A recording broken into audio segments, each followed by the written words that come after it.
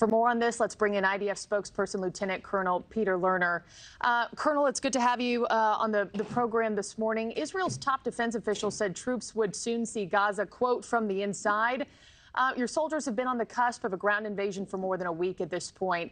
How much longer until Israeli forces enter the Gaza Strip?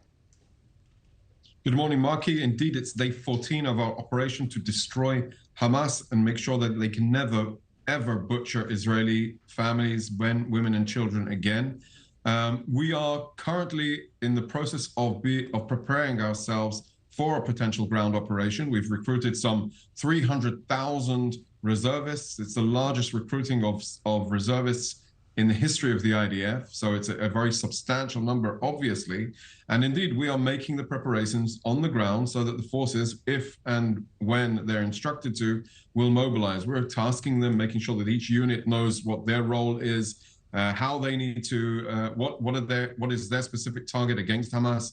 We're giving them the equipment, the training, the knowledge, the know-how, so that if the instruction comes, when it comes, we will be ready to mobilize in accordance to the government's directive. Yeah, you're just waiting for the green light. An unparalleled undertaking. I can't imagine what's going on behind the scenes. I also think top of mind for so many around the world, and most specifically for your own people, is the timeline of this war.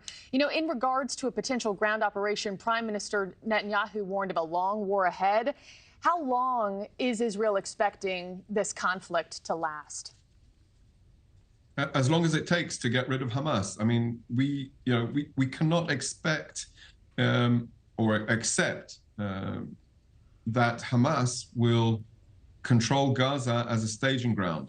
And that is what they've been doing. That is what they proved when they launched this brutal, unfathomable massacre against our people. And that is why there needs to be a paradigm change. A terrorist organization that has in effect become a terrorist government and a terrorist army cannot have the power to exert such grief, destruction, and death.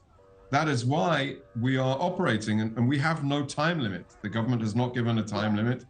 Direction is clear. The expectations from the government of what the IDF needs to deliver is clear. And I would say the people of Israel also expect there to be a very serious change for the sake of their security. Our responsibility as the Israel Defense Forces is to supply defense.